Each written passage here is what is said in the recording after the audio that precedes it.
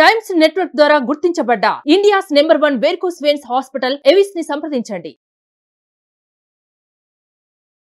Welcome to Suman TV. నేను మీ Suman TV Nag. Kolkata ఇన్సిడెంట్కి సంబంధించి కోర్టులో అంటే సుప్రీంకోర్టులో ట్రయల్స్ నడుస్తూనే ఉన్నాయి. అయితే అందులో కొన్ని కీలక అంశాలకు సంబంధించినటువంటి గైడ్లైన్స్ ఇవ్వటం జరిగింది.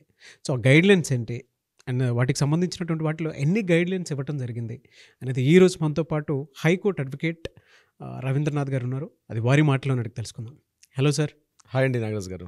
Special thanks to audience and special thanks to you. ఎందుకు అని అంటే మనమైతే ఒక జడ్జిమెంట్ రావటం కోసం ఎంత దూరమైనా సరే ఒక్కొక్క జస్టిస్ కోసం అని చెప్పేసి మనం ముందుకు వెళ్తూ ఉన్నాము. ప్రతి ఒక్కరికి రీచ్ అవ్వాలి, ప్రతి ఒక్కరూ కూడా జస్టిస్ కోసం అని చెప్పేసి చూసేటువంటి వాళ్ళు ప్రతి ఒక్కరు అంటే మన ఇంట్లో సమస్యలాగా భావించి మనల్ని ఎంకరేజ్ చేస్తూ కామెంట్ బాక్స్లోను వాటిల్లోనూ సలహాలు సూచనలు కూడా ఇస్తున్నారు. So special thanks to audience.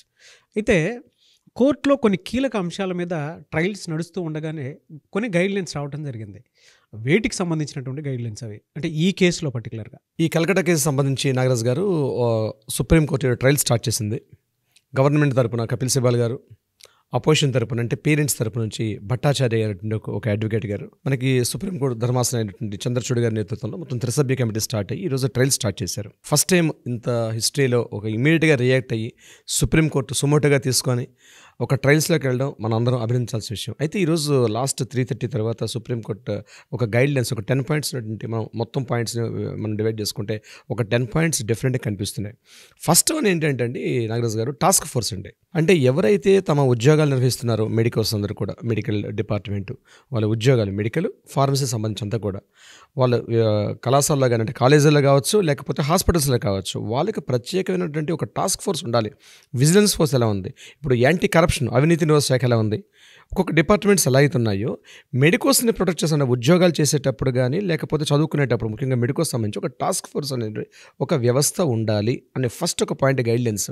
అందులోనూ కూడా ఉమెన్స్కి సంబంధించి అంటే ఆల్రెడీ కొన్ని డాక్టర్ సంబంధించిన స్పెషల్ యాక్ట్స్ ఉన్నాయి.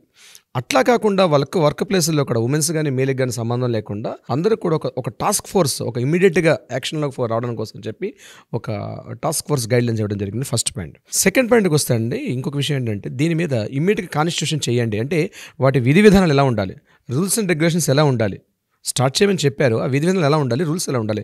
దీనికి సంబంధించి ఒక 9 మంది ఒక మేధావులతోటి డాక్టర్స్ మేధావులతోటి కలిసి ఒక కమిటీని ఏర్పాటు చేసుకోమని చెప్పింది. వాళ్ళకు కొంత టైం పీరియడ్ ఇచ్చి ఈ టైంలోగా ఆ గైడ్లైన్స్ అన్నీ కూడా వాళ్ళు ఇస్తే దాన్ని మళ్ళీ ఒక డ్రాఫ్టింగ్ చేసి ఫైనల్ డ్రాఫ్టింగ్ తోటి ఒక రిపోర్ట్ తయారు చేశారు. అయితే గొప్ప విషయం ఏంటంటే ఈరోజు మన హైదరాబాద్ ఉన్నటువంటి AG hospital G Nageshwar Reddy గారు కూడా అందులో ఒక సభ్యుడిగా అందులో ఉండడం జరిగింది. సో నాగేశ్వర రెడ్డి గారు కూడా ఏజీ హాస్పిటల్ అదొక గుడ్ సైన్. అంటే ఇలాంటి ప్రక్షాళన జరిగే సమయంలో మన తెలుగువారు ఒకళ్ళు ఉండటం అనేది ఎగ్జాక్ట్లీ. ఎందుకంటే 30-40 ఏళ్ళ నుంచి ఈ నాగేశ్వర రెడ్డి గారికి హైదరాబాద్ తోటి చాలా సంబంధం ఉంది. ఒక గ్యాస్ట్రెంటాలజిస్ట్గా ఏజీ హాస్పిటల్ ప్రెసిడెంట్ ఆయన స్టార్ట్ చేశారు. ఆయన కూడా ఒక కీలక సభ్యుడిగా అతను కూడా ఈ డ్రాఫ్టింగ్ కమిటీలో ఈ టాస్క్ ఫోర్స్ కాన్స్టిట్యూషన్ బోర్డులో కూడా ఆయనకి ఎలక్ట్ చేశారు. ఇదే కాకుండా ఎయిమ్స్ బోర్డు ఉంది అంటే all India institute of medical science board ఢిల్లీలో ఉన్నటువంటి దానికి కూడా హెడ్ ఆఫ్ ద పర్సన్ కూడా మన తెలుగు వ్యక్తి, అతని పేరు ఎం శ్రీనివాస్ గారు, డాక్టర్ ఎం శ్రీనివాస్ గారు కూడా ఆయన కూడా ఇందులో కీలక వ్యక్తిగా ఉన్నారు. సో ఒక 9 మందితో ఉన్నటువంటి ఒక బాడీ అంటే ఒక క్లియర్ పిక్చర్ ఉండండి. అంటే వీళ్ళందరూ కూడా వైద్య వృత్తిని కొన్ని 40-50 సంవత్సరాలుగా ఉన్నారు. వాళ్ళు పడే కష్టాలు ఏంటి, ఎట్లాంటి వస్తాయని చెప్పి వాళ్ళు సెట్ చేస్తారు. మేబీ ఒక 1-2 ఇయర్స్లో వాళ్ళు కూడా ఫైనల్ చేస్తారు. ఇది సెకండ్ ఇంపార్టెంట్ పాయింట్. థర్డ్ ఏం చేశారంటే మూడో పాయింట్కి చెప్పాలనుకుంటే ఎవడైతే క్రిమినల్ ఉన్నాడో టాస్క్ ఫోర్స్ ఒక సెంటెన్స్ చెప్పడం జరిగింది. అతడు మనిషి కాదు, ఏదో పర్వర్ట్ కాదు, ఏదో సైకలాజికల్ డిజార్డర్ ఉన్న పర్వర్ట్ కాదు, వాడు నడుస్తున్న నరమృగం అని చెప్పి ఒక సెంటెన్స్లో చెప్పడం జరిగింది. సుప్రీంకోర్టు ఒక వర్డ్ యూజ్ చేశారు అక్కడ. ఫోర్త్ పాయింట్ ఇంకొక కీలకమైన పాయింట్ ఏంటంటే ముఖ్యంగా మమతా బెనర్జీ గవర్నమెంట్ని ఉద్దేశిస్తూ చెప్పడం జరిగింది. ముఖ్యంగా అందులో ఎవరైతే నిరసనకారులు ఈ యొక్క ప్రోబ్ చేస్తున్నారు, ఈ మాబ్ అంతా కూడా కలిసి ఎవరైతే దీని మీద గవర్నమెంట్ చేసినటువంటి పాలసీస్ మీద చేస్తున్నారో ఈరోజు వాళ్ళు చేస్తున్నటువంటి ఏదైతే ఉద్యమం ఉందో అది క్లియర్, అది నేషనల్ వాయిస్ అని చెప్తున్నారు వాళ్ళందరూ కూడా. ఫోర్త్ పాయింట్ ఏం చెప్పారంటే నిరసనకారులు ఏదైతే ఏర్పాటు చేసుకుని ఒక మూకుమ్మడిగా తమ గలవెత్తుతున్నారో ఆ నిరసనకారులు that is the national voice, catharsis అంటారు దాన్ని. అంటే ఒక బాధని వ్యక్తపరుస్తున్నారు, వాళ్ళని సర్ప్రెస్ చెయ్యొద్దు అనే క్లియర్ గైడెన్స్ అందులో చెప్పడం జరిగింది. ఫోర్త్ పాయింట్ నాగరాజ్ గారు. సో ఫిఫ్త్ పాయింట్ ఏం చెప్పారంటే కాలేజీ మేనేజ్మెంట్ ఏదైతే సందీప్ ఘోష్ ప్రిన్సిపల్ని ఉద్దేశిస్తూ మాట్లాడుతూ అతను సాక్ష్యాధారాలను తారుమారు చేయడం అలాగే ఎవిడెన్సెస్ని కూడా అక్కడ అవి లేకుండా చేయడం అనే విషయం మీద చెప్పడం జరిగింది. ఇది కూడా ఒక కీ పాయింట్గా ఉంది నాగరాజ్ గారు దానికి సంబంధించి. ఫిఫ్త్ పాయింట్ ఏంటి మెయిన్ ఇంపార్టెంట్ పాయింట్ వీరంటి కన్నా ఎఫ్ఐఆర్ నమోదు చేసే విషయం మీద.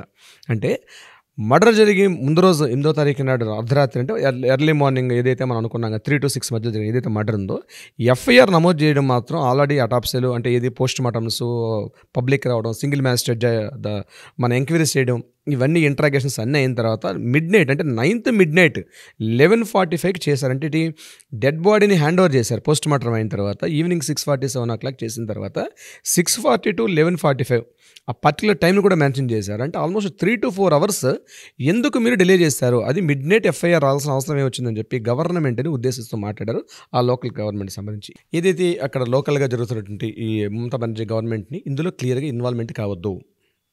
ఏదైతే ఎంక్వైరీ జరుగుతుందో వీలైతే సిబిఐని సపోర్ట్ చేయండి, సిట్ని దర్యాప్తు సంస్థకి సపోర్ట్ చేయండి.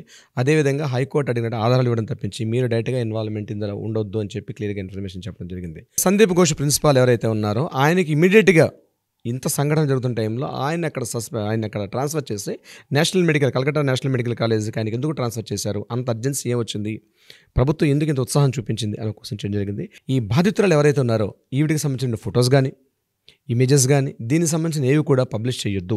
లేనిపోయిన రూమర్స్ కానీ సోషల్ మీడియాలో ఇట్లాంటివి ఏవి కూడా ఊహాగానాలు కానీ లేకపోతే ఫొటోస్ ఇమేజెస్ అటాప్సీ రిపోర్ట్స్ ఇవన్నీ కూడా పబ్లిష్ చేయొద్దు మార్కెట్లోకి. అప్పుడంటే మనం సోషల్ మీడియాలోకి వెళ్ళొద్దని చెప్పి ఈ ఇంకొక పాయింట్ ఏంటంటే దీంతో పాటు యాడ్ ఆన్ చేశారు. రేపు 22nd అంటే ఈరోజు 20, రేపు 22nd ఆ రోజు ఏం చేయాలంటే అటు సిబిఐ వారికి స్టేట్ గవర్నమెంట్ కూడా ఇద్దరు కూడా 2 ఇచ్చి అసలు ఇప్పటివరకు మీరు ఏం చేశారు, ఎంత డెవలప్మెంట్ ఏం చేశారు, మీ ప్రోగ్రెస్ ఏంటి, సిబిఐ కూడా గైడ్లైన్స్ ఇచ్చారు. ఇప్పటివరకు ఎవరెవరికి ఇంట్రాగేషన్స్ చేశారు, ఏమేమి ఎవిడెన్స్ తీసుకున్నారు అవన్నీ కూడా కోర్టు ముందు సబ్మిట్ చేయమని చెప్పి సుప్రీంకోర్టు క్లియర్ ఆర్డర్స్ ఇచ్చింది. రేపు 22nd థర్స్డే పడింది. ఆ రోజు 22nd నాడు గైడ్లైన్స్ ప్రకారం సిబిఐ వాళ్ళు ఇవ్వాల్సి వస్తుంది. At the same time Mamata Banerjee కూడా గవర్నమెంట్ పరంగా అంటే ప్రభుత్వ యంత్రాంగం పరంగా మీరు ఇటువంటి ప్రికాషన్స్ తీసుకున్నారు. దీంట్లో ఇప్పటివరకు 25 మంది చాలా వరకు అరెస్ట్ చేశారు.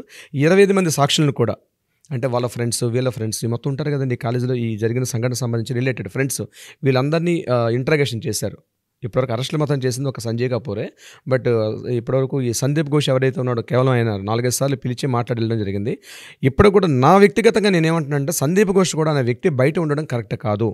అతన్ని కూడా కస్టడీలో తీసుకొని అతన్ని కూడా రిమాండ్లో తీసుకుంటేనే, లేకపోతే సాక్షి ఆధారాలు తారుమారే అవకాశం ఉంటుంది.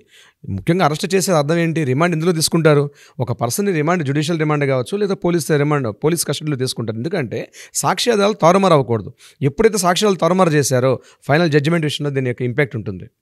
ఇప్పటికే డిలే జరిగింది సందీప్ ఘోష్ని. నేనేమంటున్నానంటే డిమాండ్ చేస్తున్నాను మన ఆడియన్స్ కానీ నా పర్సనల్ యాజ్ ఏ అడ్వకేట్ నా ఒపీనియన్ అంటే సందీప్ ఘోష్ ఇమీడియట్గా కస్టడీలో తీసుకుంటే, లేకపోతే ఆయన బయట ఉన్నాడంటే డెఫినెట్గా సాక్ష్యాధారాలు తారుమారే అవకాశం ఉంటుంది. సో ఇప్పటికైనా మించిపోయింది లేదు, అలా ఆశిద్దాం. ఆయన రిమాండ్లో తీసుకుంటే మరిన్ని విషయాలు వెలుగులోకి వచ్చే అవకాశం ఉంటుంది. ఆశిద్దాం సార్. నిజంగానే అంటే మీరు చెప్పినట్లు మనతో పాటు ఆడియన్స్ ఉన్నారు. ప్రక్షాళన అయితే ఒకటి మొదలైంది.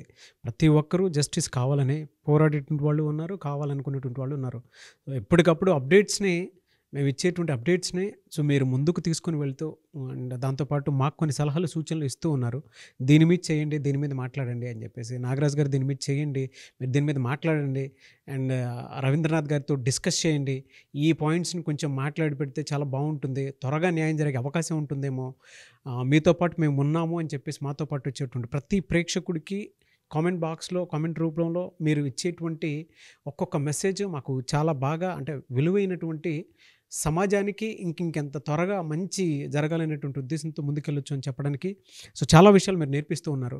అండ్ దాంతోపాటు మీరు మాతో పాటు ఉన్నారు. Thank you so much. And ప్రతి ఒక్కరూ కూడా న్యాయం కోసం ఫైట్ చేస్తున్నారు, ముందుకు వస్తూ ఉన్నారు. అండ్ అదే కంటిన్యూ చేస్తాము. న్యాయం జరిగేంత వరకు మీరు మాతో పాటు మేము మీతో పాటునే ఉంటాము.